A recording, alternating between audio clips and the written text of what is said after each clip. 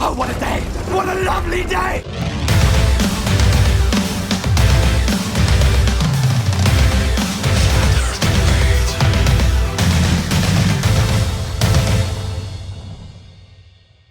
Welcome to Flat Earth Debate. I'm your host, Nathan Oakley, and if you are new to this channel, or you've not done so already, be sure to subscribe and hit the bell notification icon to keep up to date with the Flat Earth Debate. If you'd like to support this channel, there is a super chat that runs alongside each of these shows while they're live, and there's also a PayPal link in the info box below the video once it's rendered. But most importantly, if you would like to join the discussion, simply mute the page you are currently watching, then click the link in the info box below this video to join the panel and express your views on the shape of the Earth. If you do join, please don't swear. If you do, you'll be ejected, and if you are, please don't try to rejoin the stream using sock accounts. You'll be warmly welcome back on the next stream. Please also share the show. Sharing the show obviously increases the live audience, but this in turn increases the chances of a more diverse panel. So please share the show. And one last time, if you're new to the channel or you've not done so already, be sure to subscribe and hit the bell notification icon to keep up to date with the Flat Earth Debate. Now, we are joined by Sleeping Warrior, The Plain Truth, Iron Realm Media, and Arwin. Good to have you all. Afternoon. Yo. Afternoon, guys. Hello. Hello, Randy. Been talking weird science before the show started with Adam, which is good fun. Yeah.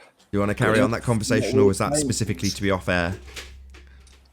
You know the best thing about weird science? Say again? The best thing about weird science? Kelly LeBrock? Yeah. Hell yeah. Kelly LeBrock. Any more than a handful, you're risking a sprained tongue. I wonder what she looks like now, because that's got to be Nasty. knocking on 30 years old, that movie, right? Yeah. Oh yeah. I bet she's a rotten handbag now. Quite possibly. Kind of like Kelly McGillis from Top Gun. Have you seen her? Oh, she's terrible. Who? Yeah, Terrible. she's a lesbian too. Is she? She's this Yeah. fat one thing with short hair, and she looks like Jeff Capes or something. I was Yeah, she's really bad. hoping to talk about the hijacking of science as opposed to Kelly LeBrock in weird science, but there we go. Curvature nonetheless. Oh, Nathan. Let Yes. me, let me just shatter a dream then. Go on. I'll screen share for a sec. You're going to show us... Are we going to have a look at Kelly LeBrock, are we? There you go. is it Kelly LeBrock or Top Gun? This is LeBrock. Had plastic surgery, dude. Oh, she's on that slippery slope, isn't she? Yeah. She does look like she's just had 5 lagers, though. But that's the Looks real better one. there you go. Look up... what's the girl's name out of Top Gun? Oh, Christ. Who? Travis said the name a minute ago. I know. Sabine It's Schmidt? just Kelly Schmidt. McGillis. McGillis. McGillis, yeah. You wouldn't believe Kelly McGillis. It's unbelievable. This is like just descended really badly, really quickly. Yeah, it's old men. Old men and hot ladies from when we were young. Sorry. It's nothing like it. So yeah, there was nothing. Sunglasses. No, it's about the No skin. way. It's about the skin you inherit, basically. Do you reckon Tom Cruise looks at that and just thinks, no way? Looks like my old Uncle Pete now. Looks like me now. Anyway, I'm stopping. so there wasn't any science going on in weird science. You know, there was quite a lot of technology, quite a lot of magic, but certainly no establishment of a cause and effect relationship through systematic experimentation. So it wasn't actually science, which is true. It was definitely weird technology, Nathan. You're right. Weird technology doesn't quite have the same ring to it. But what we were talking about before the show was the hijacking of science. So Mark Sargent read out a piece I sent to absolutely everybody, including Adam and various other people, about flat earthers using terminology that simply doesn't apply to the obvious and observable nature of our reality. The Earth is obviously and observably flat, and should I talk about no, I won't talk about the specifics that we were talking about before the show, but there are plenty of examples of where people use the word scientific. Now I'm going to single out someone we weren't talking about. He's going to hate me now just because I can't think of anyone else. He's the first one that came to mind. So Phuket word I love Nick. Nick is brilliant. Let's just make that clear. Nick's videos are excellent. Far better than I can never do, and I've tried to replicate him a couple of times, once in the last day. And he even came and gave me kudos for it. I can't believe it. I'm trying to rip Nick off, and he comes along and says, wow, great video. I love these simple proofs. I'm like, yeah, you're the master of them. But he said, this is real science. Now, I didn't reply to his comment. I appreciate the sentiment of what he was saying, and I really want the support, so I'm very grateful. But ultimately, when he said science, it made me cringe, because I wasn't doing science. I wasn't establishing cause and effect. I didn't have an independent and a dependent variable, the dependent variable being an observed phenomena. That bit is just, I don't have any of that. I've just got an observation. But the obvious and observable nature of our reality is it's flat. Now, that's far more powerful than something obscure that needs to have science applied to it in order to establish a cause. Well, there's no need for any of that. It's just obviously flat. And I'll lead this into Anthony now. So the other day, Anthony's like, there's the land across the way. It's 34 miles away. I don't know why I can see it. And I was like, slap, slap, slap. What do you mean you don't know why you can see it? You open your eyes and there it is. That's why you can see it. There is no explanation required. They need it to be a phenomena. They need to science it. We don't, as flat earthers. We're just looking at the obvious nature of our world. And it is obvious. It doesn't require science. We don't need to dress up the observation of our reality with words like hypothesis and experiment, because we're not doing that. But anyway, that was what we were talking about before the show. Enough of my bubble. Anything to add before I do housekeeping? Right. I think you need to show it on screen, Nathan, because talking about it doesn't do it justice. Show what? How can I show science? No, the observation thing that Nick's on about. Because I'm reminding myself of Cat Earth when he used to say things like, yeah, it shows the beach, Nathan. And his point is kind of valid in one sense, because I can see why, logically, he would want to see the beach over a long distance. But if Cat Earth were here now, rest in peace his soul, he would have to respond to this and say, oh yeah, maybe you're not going to see the beach after all. Even if it was waveless, you're not going to see the beach on long distance observations because of the effect that you show where the book. So maybe you should put it on screen and let people see it and talk through it, Nathan, because I think it's worth talking about. Will do. My mouse has just stopped being paired. Give me a sec. I mean, just to stick me to, I was asking Nathan's advice, because for me, it is about just taking a step back, reanalyzing the conclusions we've drawn and just reassessing how we describe them. There's no issue with describing something as a logical conclusion. I think the point Nathan was making is we do ourselves more damage by trying to claim something that is a logical conclusion as scientific evidence, and we set ourselves up for a fall down the line. And I think if we can get into the habit of describing things correctly, then that strengthens our case and leaves it less open to attack down the line. Right, I agree. But how about geometrical deductions?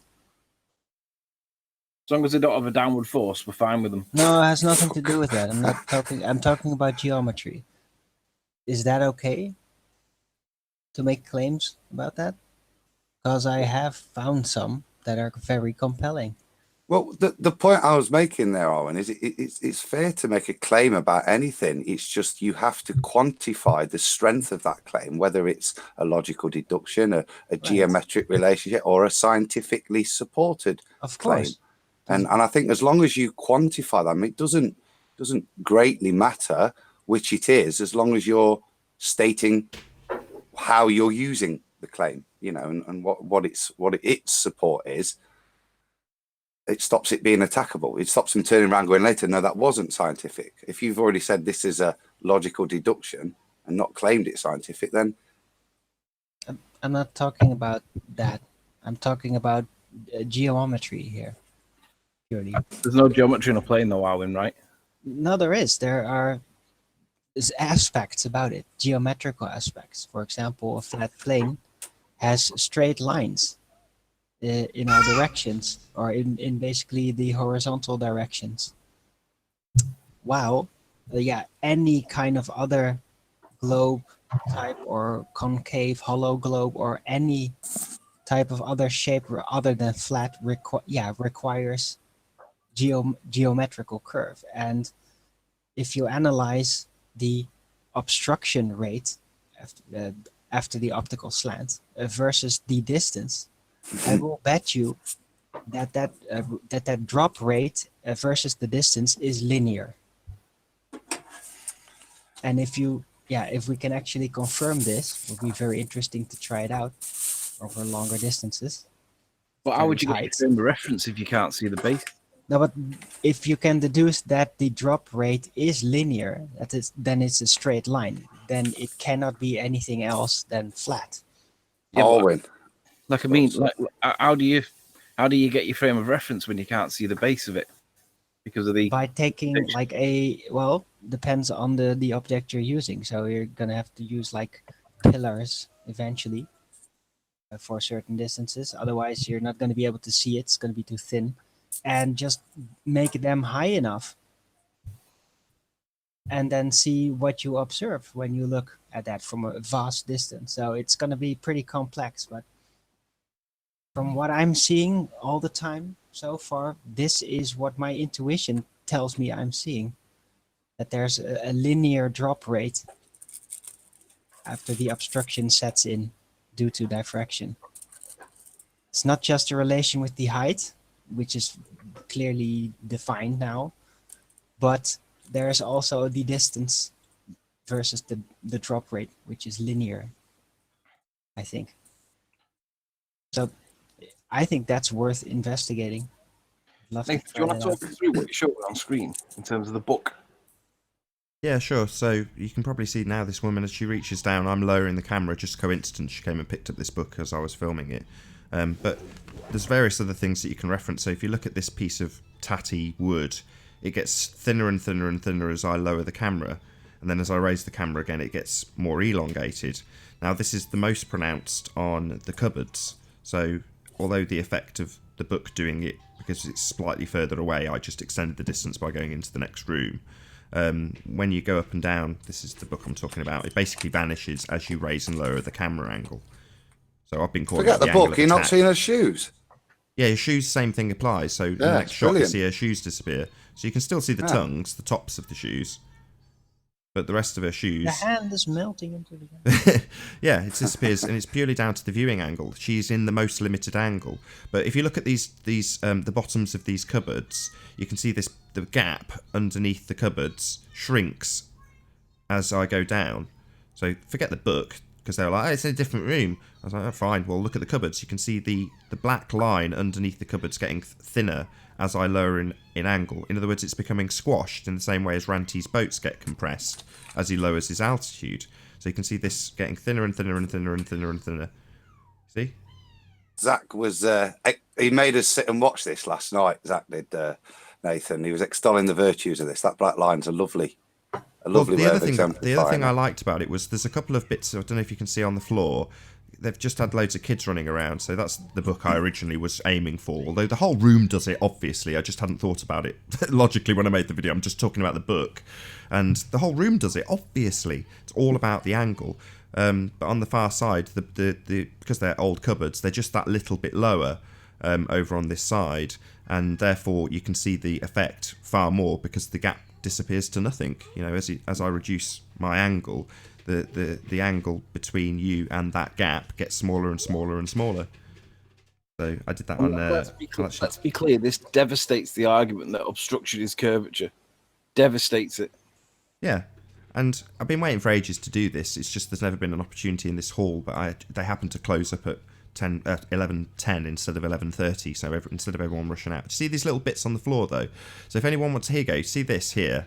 This is tiny. It's like just a tiny bit of dirt on the floor, and they're saying, some of the trolls are like, the floor's not even. It's like, well, you can see how much obstruction you've got from something physically on the floor. It's nothing. You know, they play table tennis on this surface. It may look like it's not very even, but I assure you, it's like you can see the mirror on it. Yeah, it's not absolutely perfect because it's really old. But yeah, you know, there's a club that's pretty fussy about how level the floor is because they play table tennis, and that's where they play because it's nice and level. And as soon as I saw it, I was like, this would be great to do a few observations on. Just raise and lower your camera. So I'm sure I said it in the video or yesterday, but I was doing it to see if the room was long enough. because I knew I couldn't get the lens to the floor because obviously the lens is in the phone.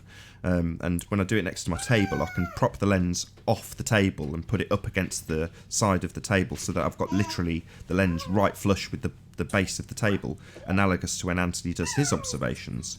But you can't do that on a floor. I can't dig one of the tiles out and get the lens lower. So you're limited to a certain degree. I think I measured it at 1.7 centimetres. So 17 mil is how high I am. So it's got to be further to get that angle right down. But yeah, I achieved it. I was very pleased with that. Hey, Nathan, why do some conspiracy people hate John Le Bon? Why do conspiracy people hate John Le Bon? Because he does good research. I like John Le Bon. I don't know why. I don't know why he titled that. On screen. Yeah, I've watched that video. I can't remember the reason why, but I think just people tend to watch his videos and hear him declare something outright based on his research and go, "This guy's an absolute nutter." Yeah, I'm gonna go to the other video I did just because it shows. Oh, by the way, Nathan, can I just draw your attention to Heath Carmody's latest video?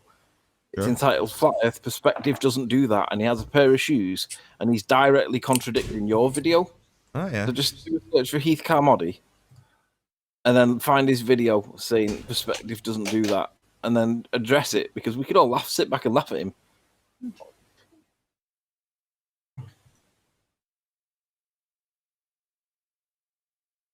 So if I just spin on to the bit I want to show on this one first. Find it. Here we go. So what we're going to focus on is these in this right hand corner. So they've still definitely got a gap underneath the cupboards. They're not scraping along the floor. Got the noisy toys today. There you go. I'll just play it over and over again. You see the gap decrease as I lower the angle.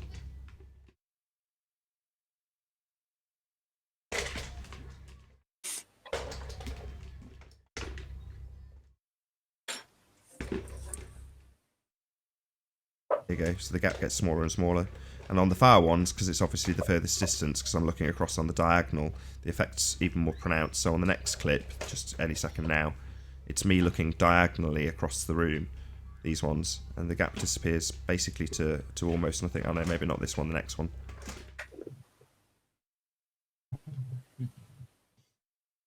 Here we go, these. So I'm looking the furthest, and you see the gap disappears completely. As I get down to the floor, the gap goes completely. Like the bottoms of Ranty's boats getting completely squashed down to nothing. Well, that gap hasn't vanished, the angle's just decreased. Hey, Jose. Yo, good morning, guys. Hi, Jose.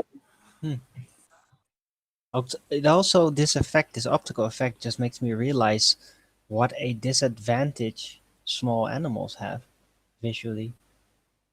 Because, yeah, they will not be able to see a lot of things in the distance. They might have different eyes to us, though, right? Well, although I reckon small people, like Randy, he might have problems with his eyes because he's not tall enough to get past that atmospheric block. no, but, Do you reckon Ranty sees animals anybody's go by shoes? sonics, basically. No, I don't reckon Randy's ever seen shoes.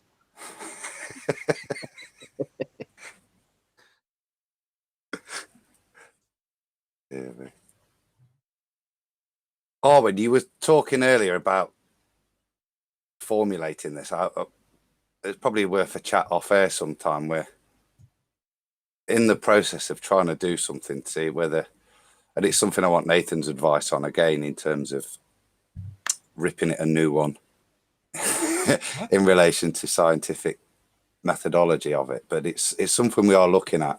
Probably not a chat for now, but maybe off air have a little chat and I'll go through some of the stuff we've done.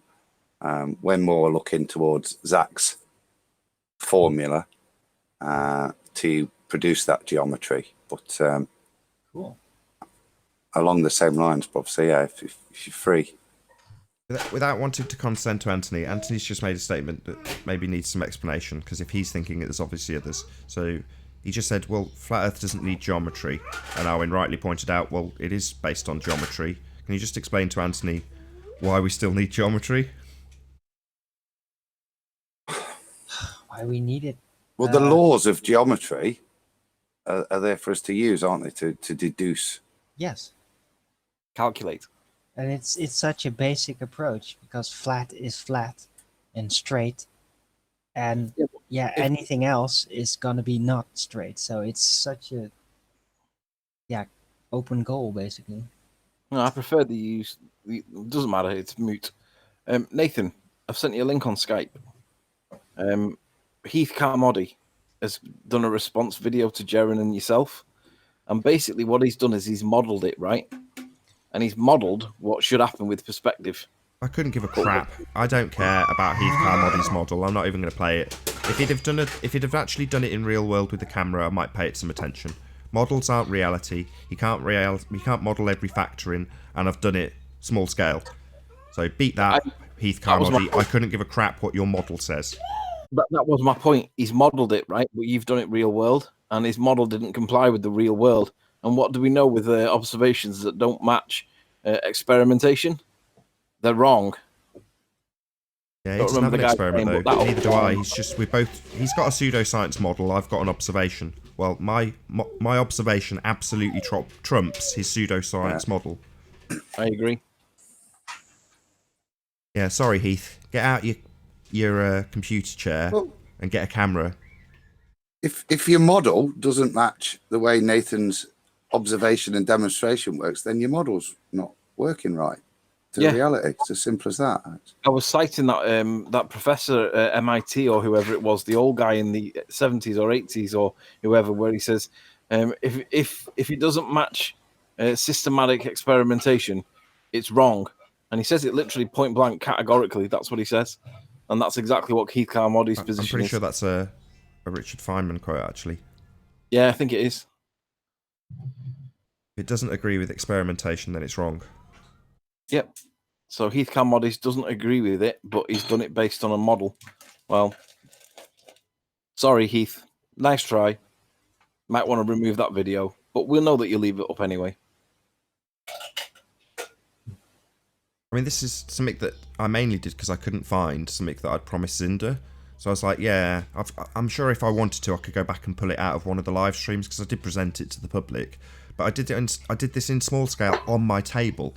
And when you can get the angle down to basically nothing by putting the lens up to the table, I can do this in a matter of feet. In other words, this is not a difficult thing to do. Anybody could achieve this. You just reduce the angle to nothing, and then you end up getting obstruction from the bottom up. I've done it with CDs. That's how small a scale I did it on a 3.5 foot table. So this isn't difficult. This isn't magic, and it's certainly, if modelled show that it's not doing it, I don't care. It does do it. I've seen it 100 times. We see it on all these long distance observations. It gets called curvature. That's all we're ever seeing. We're seeing a reduction in the viewing angle, causing things to disappear from bottom up, as that minimal angle is achieved on the bottom section of whatever it is you're looking at in the distance. It's very simple. If he cannot model that observation that Nathan did over the long floor, where he put the book and the shoes, I mean, he has to do some adjustments in his model, which, I mean, it's okay. It's pseudoscience, it's modeling, but it's good work, to model stuff. Only thing is, if he cannot model this observation, which is a real world observation, something is wrong with the program and the modeling, because then he has to add some other factors that is not included, because as I say, if he cannot model a real world observation, something is wrong with the programming. Yeah. But the problem is, though, now Nathan's basically repeated and validated Jaren's video, which was testing your original assertion. So Jaren's tested the assertion and produced it. You've then validated it systematically by repeating it and doing the same thing. So this basically explains everything to do with all these observations at the horizon, where they all claim any obstruction is curvature. And we were always like, it's not persuasive. There must be something else going on. And for the longest of times, we've not really known what was going on. And it's had numerous different names. And we all knew that we were describing something that nobody really understood. And we didn't know what the actual explanation was. But now we do. And it's because we were all basically resilient, and we carry on batting these ballers off because we're not looking at a curve. It's that simple. So that Soundly observation that Soundly's got, sorry, it's not what's happening. Something else is going on.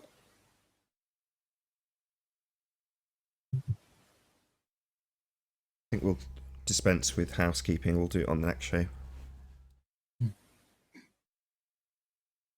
That's we're about 25 minutes in already. Seems a bit silly to do housekeeping halfway through the show.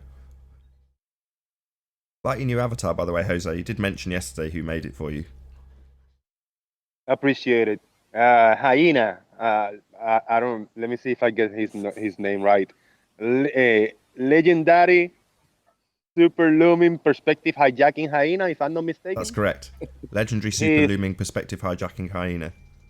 He is awesome. Yeah, I got him on Facebook, and he messaged me. He said, "Jose, I got you. I made you an avatar, and I love it. I put it on my YouTube and on the Hangouts. Thank you very Made a much, Hyena. You're awesome." a whole bunch of memes about all of us on the debate show. Hi, Event Horizon.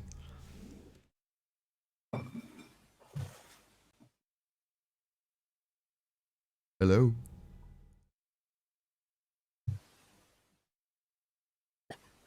Good afternoon, gentlemen. How you doing? Very well. Yo, Good yo. to have you.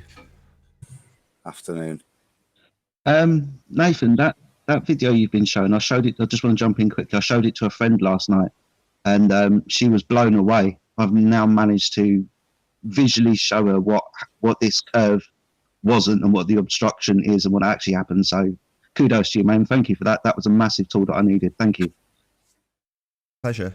I had to get around some slightly disconcerted mothers as I was doing it, so I'm sure I've mentioned it, but I was doing it to see if the room was long enough while there was all kids running around, and I'm sort of lowering it and raising it, and then there's these mothers coming up to me. What the hell are you doing?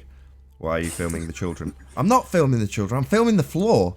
What do you mean you're filming the floor? Well, I want to get the angle. Leave it alone. A couple of these old dears are like, I was like, I'll explain it if you want, it's really boring. And they were like, no, explain exactly what you're doing. So I'm having to explain this flat earth concept to them.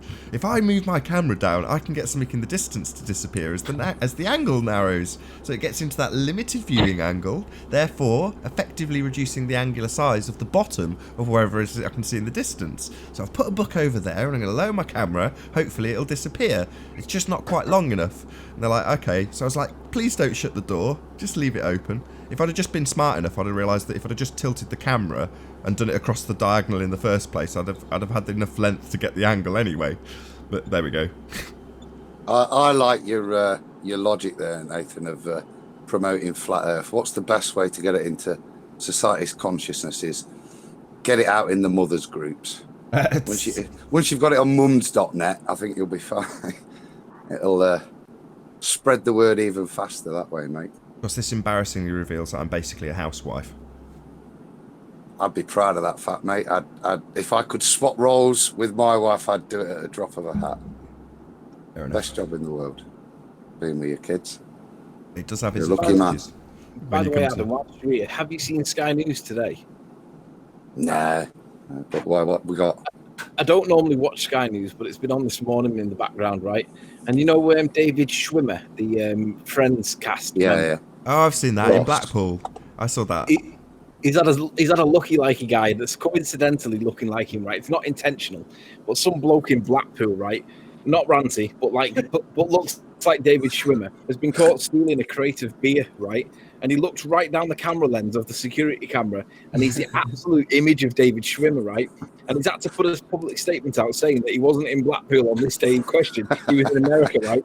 But what he's actually done in his great wisdom is he's recreated the scene in his local offie, and he's gone to the back of the offie, he's nicked the crate of beer, and he's staggered his way out the thing, looked at the camera, and then disappeared. And it's uncanny, the resemblance, man. It is so funny. If you haven't seen it, man, you've got to look at it. I'll have to check that after the show. Kudos to David Schwimmer for being a guy and just recreating this guy stealing. It's brilliant. I'll echo that because I saw it on a YouTube clip and I was like, kudos. The guy's got a good sense of humour. You know, 1 minute he's being accused of robbing a liquor store in Blackpool. And as soon as I saw it, I was like, Blackpool? Ranty will know who this guy is because he knows everyone in Blackpool, like all us Brits, right? So I thought, I'll ask Ranty. Such a little country. But how similar is the bloke, Nathan? It's like a spit of him, isn't it? In the low-res security camera, you could not tell the difference between the two of them. Yeah, very funny stuff. Seeing David Schwimmer nicking stuff. Comical. Must add in a that David slightly Trimmer did not different, actually in a nick slightly anything. different. Sorry. He was actually in Texas, so just to make it clear, David Trimmer has not robbed any liquor stores. Except when he recreated it, which he should be arrested for.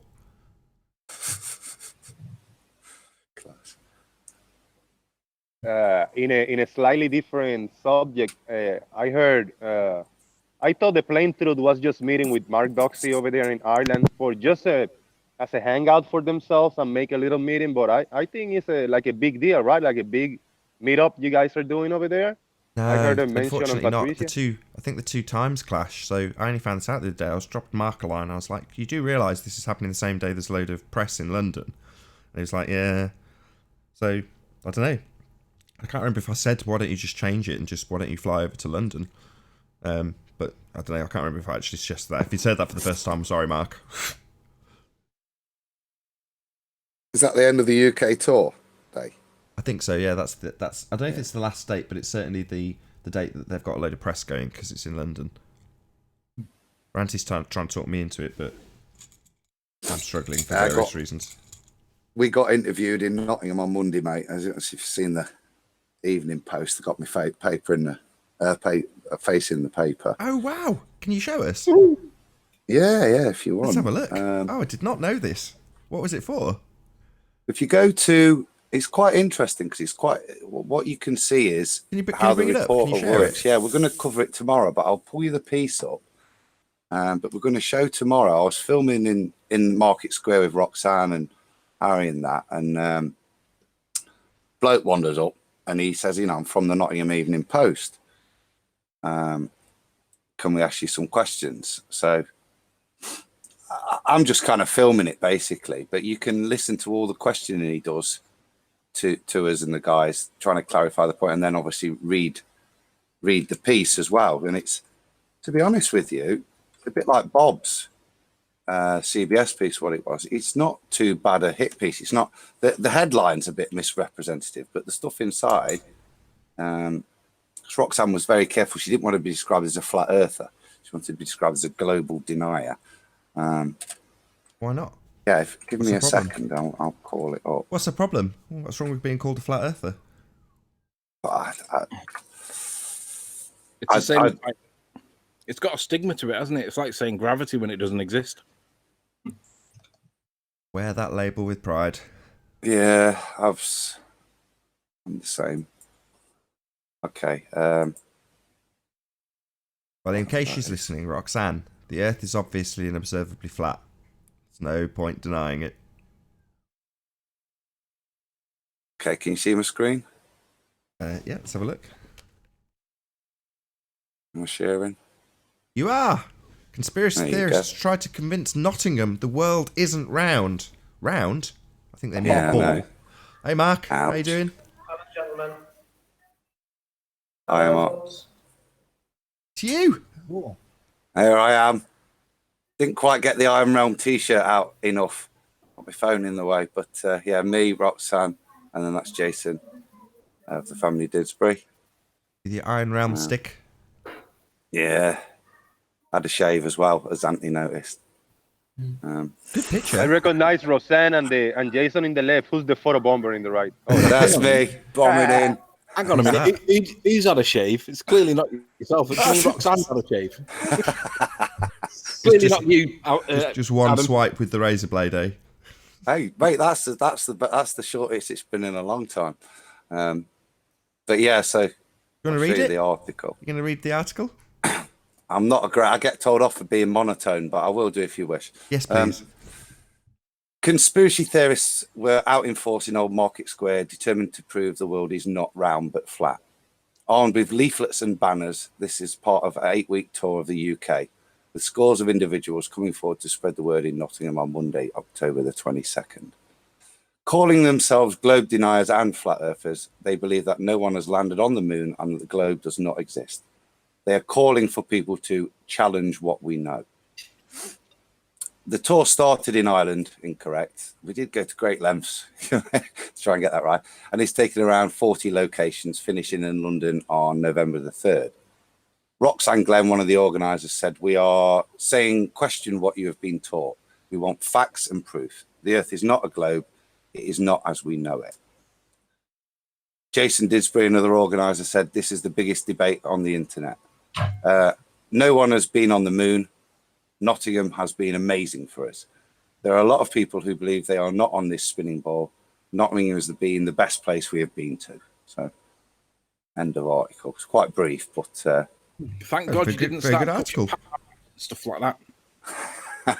I don't know as there were any Pac-Manners there. I think it's these guys are very zetetic, and it was literally what is observable and what is provable. So, yeah. No theory. I think they were very conscious of that, not being, certainly with the press, not going into personal theories of how you see it.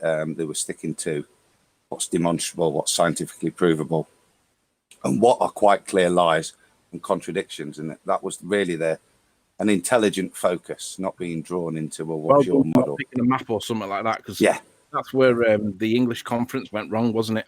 Hey, I think everybody will agree that the three guys with Phil Schofield, regardless of whether it's flat or not, to start like being conjecting about what you think it might be is just silly. Let's not do that. Let's just say it's not what we're told. That's it. Don't push it any further than that. yeah, and certainly that's my position. I think certainly when you're engaging with people, with friends, it's perfectly okay to theorize because you're theorizing. But I think when you're flat smacking or you're talking with anyone, stick to the facts of what is provable. And that's your strongest. That's your strongest argument, rather than. And we were asked a number of times, well, what do you think it is? That's the constant thing, and myself and the guys, are all saying, well, it's not about replacing a paradigm. It's about accepting that what you're being told is demonstrably incorrect. Well done. That is definitely the way forward. Sorry, What's wrong with saying it's a flat plane? Oh, no. So I was quite clear in saying it is, and you'll hear me, Nathan, you would have been proud, it's obviously and observably flat. But as you would say, you can't state that scientifically. But what we can say is that, and that all the models fail, the ball models fail. So I think the Spurs was criticising Dave this morning for being a bit more outlandish and making statements and stuff, and being a bit. He was singing as well, I think, was what he was criticising. Which Dave are we talking about? Sorry, which Dave? Dave Mannon, South African Dave. Okay. Oh yeah. Yeah. Yeah, he was down with. I think they're in Ipswich today. I think or somewhere. So, he was down there. And for me, I mean, it's all styles. If you want to go out there and make those statements, up to you. But I think the strongest argument when we're trying to open people's eyes is to just point out the lies. Yeah. It's all good. Well done, guys. Good stuff. So that concludes. Hey, where is it on the 3rd? Where is it in London? Where exactly? I don't know. Anybody? I don't know. We've got Roxanne and the guys on TFR tomorrow morning, so I'm sure you'll be able to find out there at 10 on. Hopefully, someone will tell us in the chat so we can at least plug it. I'm really sorry, Roxanne. Yeah. I'm really, really sorry. We should know this.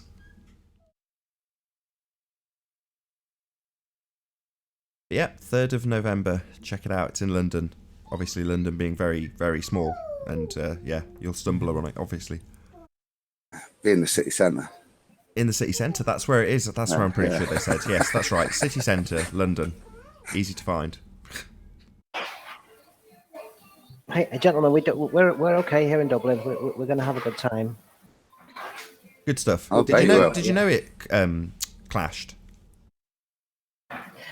So, no, I didn't know it was clashing. No, it was. We took an opportunity because Paul on the plane and Travis is going to be in Ireland that weekend. So we just. It's just one of those, and it's a bit of a shame, but I'm sure you'll have a wonderful time. Hope you get loads of people there. Yeah, we'll see how it goes. You're looking forward to it, Travis? He's not listening. Yeah, I am. Yeah. Really looking forward No, to it. I am. I'm just shooting the sky right now. I was shooting the sun with my infrared, and I was trying to catch some contrails And right now I'm just trying to track this airplane that's flying, so I was a little bit distracted. But yeah, I'm looking forward to it. Doing serious scientific stuff. Yeah, I bought an infrared lens. Oh, awesome. Science.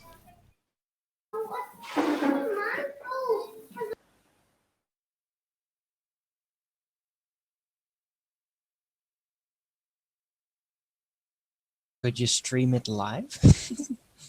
That was your opportunity to plug your event a bit more, Mark, by the way. I was just about to ask because I'm not what's going off and where in Dublin and We're having hopefully our first meetup of flat earthers and light conspiracy theories. As I say, Paul on the plane is going to be over. He's visiting the family, and so him and Travis were discussing. Well, let's do something because they're in Ireland together at the same time.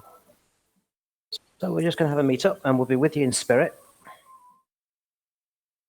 If anybody wants to come along, please come along, say hello, stay as long or as little as you want. Be glad to see you. Where is it? Where is it? I was going to say, can you send the details? I've got a good friend in Dublin, and I'll give him a bit of grief and try and get him to. Certainly. Smashing. Okay. Yeah. I'll put the YouTube link in. We're advertising on YouTube, so I'll put that link in now. Will you be able to pick it up from there? Yeah, but just tell us verbally so it goes out to the audience where exactly.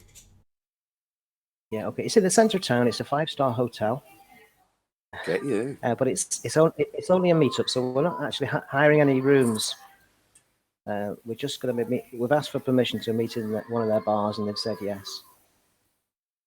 Is that Paul on the plane's insistence to not? What's the name? What's the name of the hotel? It's called the Westin, Wistin, and it's in the centre of town, just off O'Connell Street. But it's all the details are in the video. It's a 5-star hotel. It's right alongside the River Liffey. It's a beautiful hotel. And Nora has been in the background doing all the footwork for us. So a big shout out to Nora. Thank you very much. Yeah, we have Westins in the US as well. That's right. It's the same syndicate. Excellent. It's a good hotel.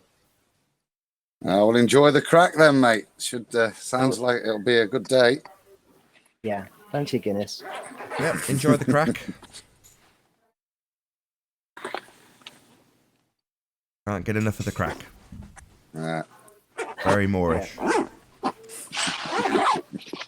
All right, so I expect you guys to go with your P900s over there in Ireland to some sea area and in a shoreline and record some stuff for us and present us very soon. Yeah, we're going to go curve hunting.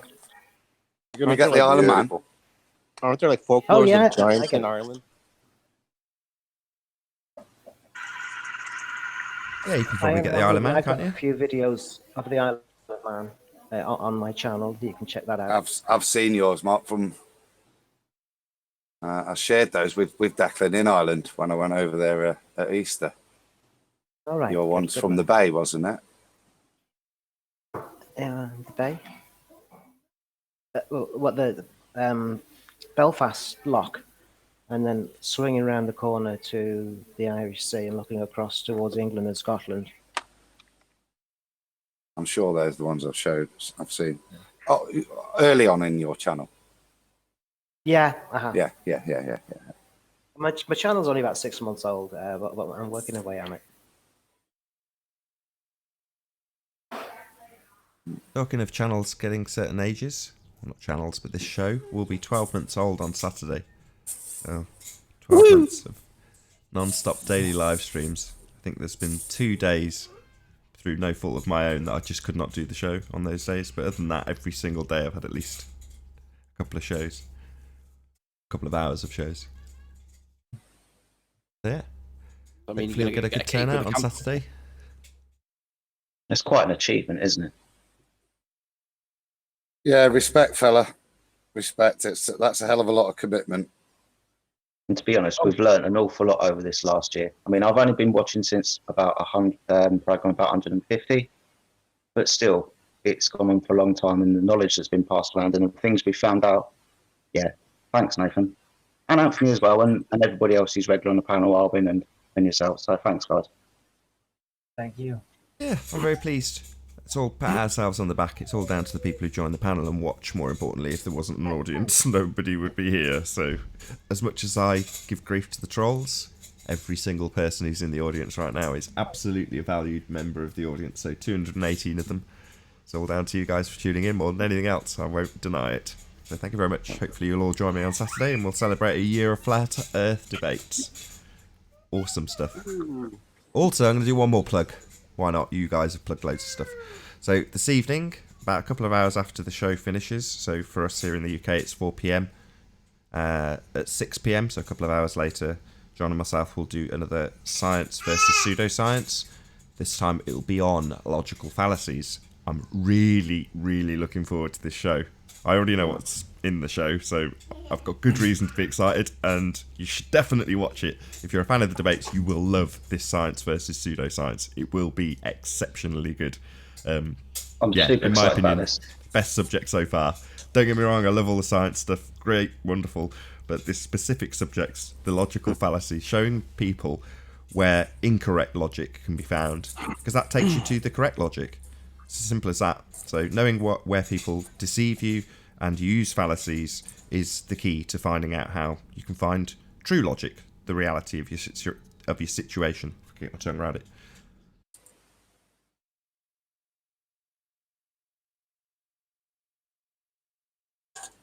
What time's that, Nathan? 6? 6 p.m. UK time. Cool. Definitely looking forward to that. Tried to convince John to do it at the end of the last show, but he wouldn't have it. He was like, "No, I'll do it separately." I was like, "I'll just start a new show," and he's like, "No."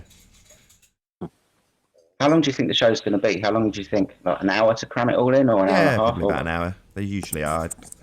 You know, ideally, I'd have them all be half an hour. That would be my ideal length of any particular show.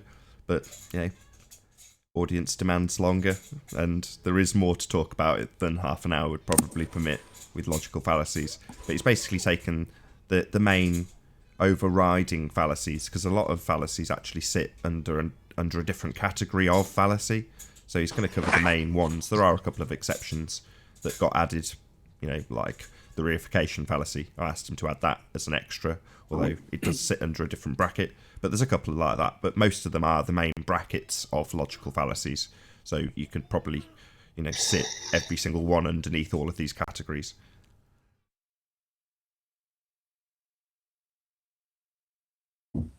Yeah, about an hour, I would guess.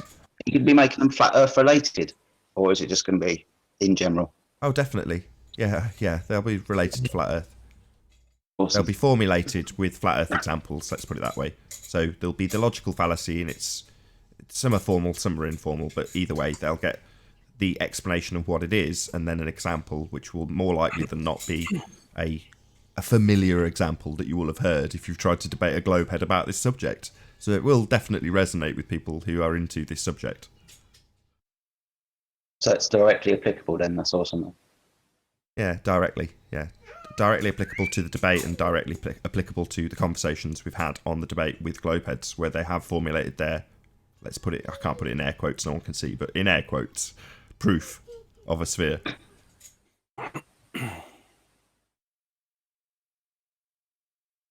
Can I bring up the physics of the full moon? Go ahead. So just to throw it out there for us to discuss, last night was a full moon here in the States, and I got out of my truck right when the moon was coming up over the horizon. And so I just was thinking about it again.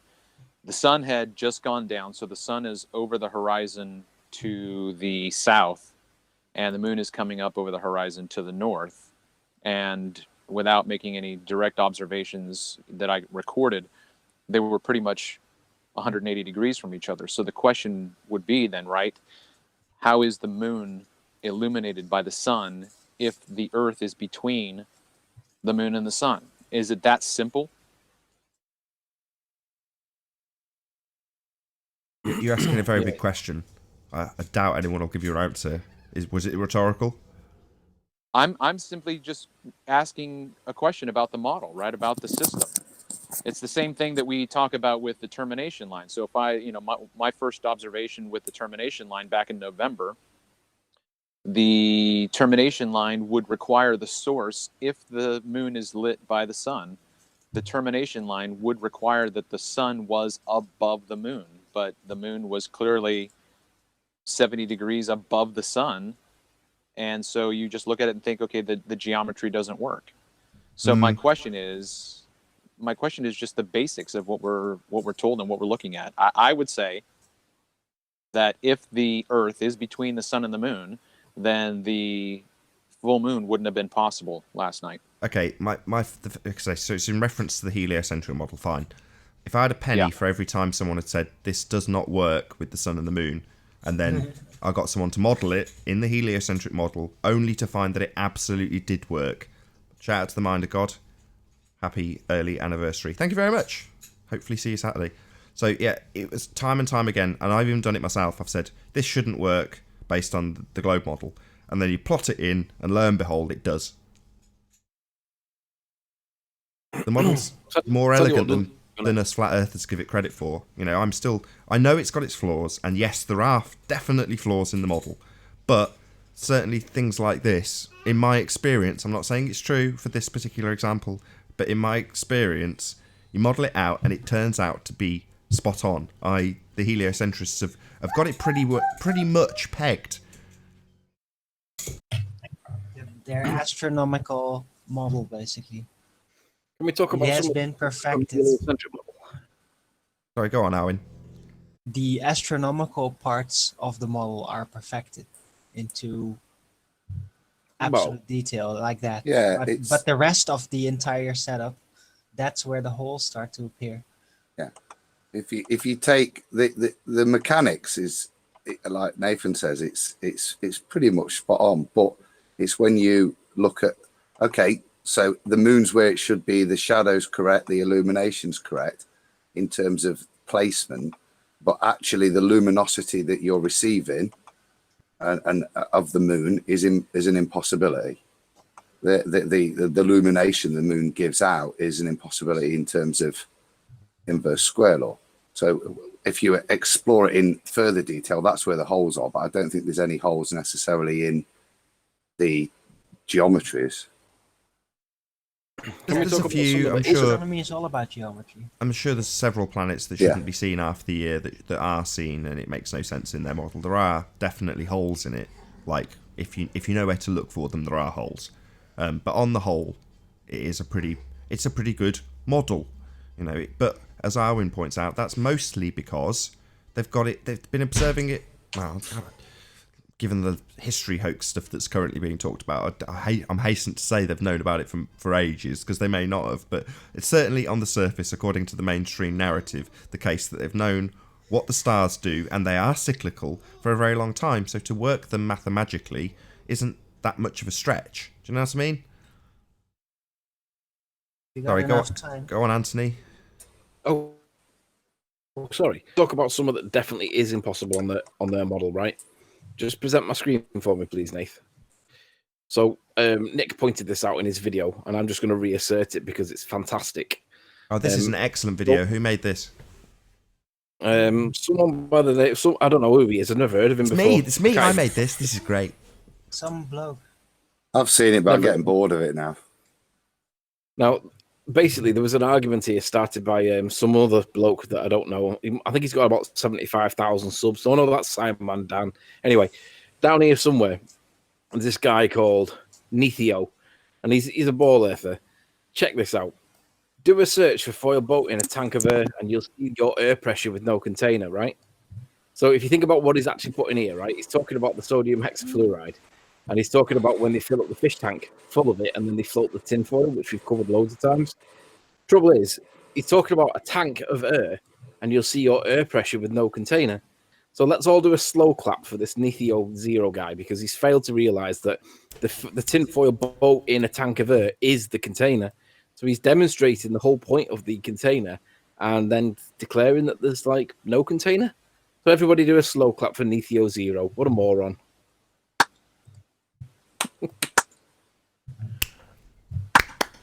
I thought that one really well demonstrated how the law of entropy is never defied. Even you're stopping diffusion, bottom, left, right, that's all the sides. There still is slow diffusion because that boat eventually sinks.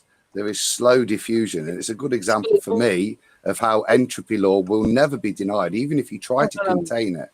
You've misinterpreted what he does. When you say that boat eventually sinks, he fills it up with what? With sodium hexafluoride and makes it drown.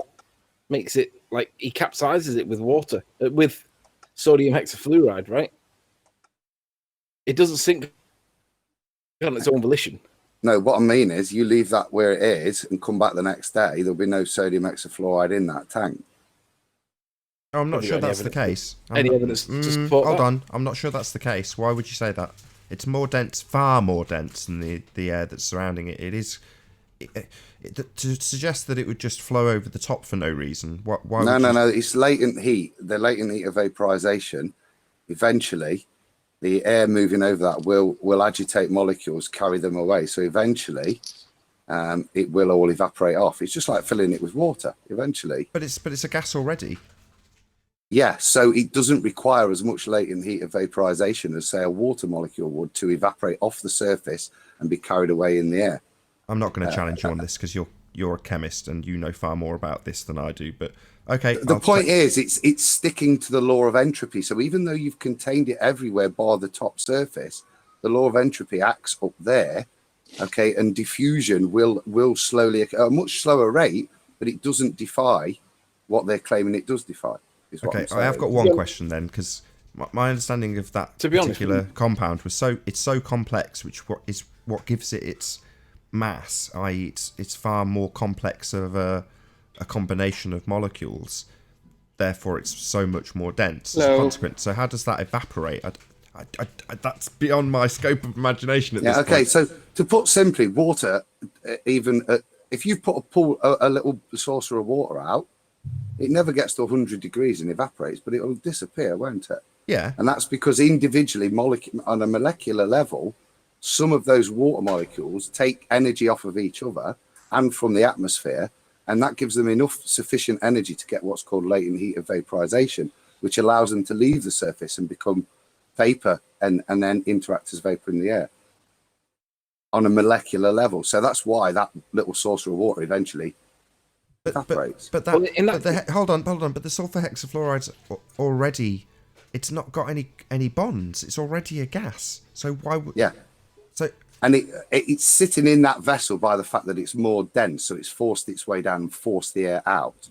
Okay, but what I'm saying is, over time, entropy of the energies involved will eventually take all of that hexafluoride out because it isn't a sealed container. So there is no pressure in there. I see. In the same way as I could put a concrete block out and apply the same logic to it, but it would happen far more rapidly than a concrete block. Is that what you're saying? The analogy of what they're trying to say as gas pressure in there isn't really gas pressure. The analogy from a physics calculation point of view would be the same as water pressure.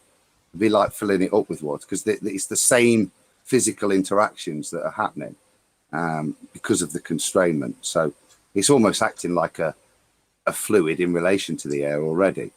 Right, so despite the lack of molecular bonds, it's still, in terms of its volumic mass, like a liquid. Yeah, because and that's why you can contain it, because it is acting more like the relative densities of the air and it are such that it acts almost like a liquid, even though by definition it's not. But the way in which its physical properties behave in air is you can pour it, put simply, like a liquid, can't you? I mean, the one thing I noticed is when they did, you say pour it, they didn't pour it, they pumped it into the container, and obviously when they pumped it, it was being pumped at a higher pressure than its natural pressure in atmospheric conditions. So they had to put a lid on, because when they were increasing the pressure of that gas, it would have just flown out into the room if they hadn't have put a lid on. Yeah. Okay, I was thinking of a slightly different one. I've not seen this one, which is this. Oh no, this is blown under a vacuum. Yeah, sorry. Well, yeah, I want to talk about this if I can, Nath. Are we, are You we at can, the but end I of that got a point, copyright or- strike last time I played this, so just if you do play it, only play a couple of seconds at a time. No, I'm not going to play all of it. I'm just going to show clips of it. Okay, tell me when you want me to present you. Basically, what? Yeah, now. So, Go ahead. with regards to the egg and the water thing, and everyone talked about that for a while, I was having a conversation with, I think it was, I can't remember who it was, and basically he said to me, what would happen if you had a vacuum chamber, threw it off a mountain, and then you had the helium inside that was on the floor, with the helium rise or whatever. We had some scenarios where we were talking about, could we make an accelerating frame of reference on the outside, and would the vacuum be isolated from the accelerated frame of reference, so that it would act independently of itself regardless of the accelerating frame of reference? And it was hypothetical. It was like, well, what would happen if? And I was like, I'm not sure what would happen. I'd have to think about it. So what I've done is I've gone away and I found this video where what he's doing is he's got water in the vacuum chamber, but he's got a little helium balloon inside the water. And what he's trying to do is he's got a weight attached to the helium balloon. And what he's testing is if he removes all the air out of the helium out of the vacuum chamber, is the helium inside the balloon that's inside this medium, does it still retain its relative state?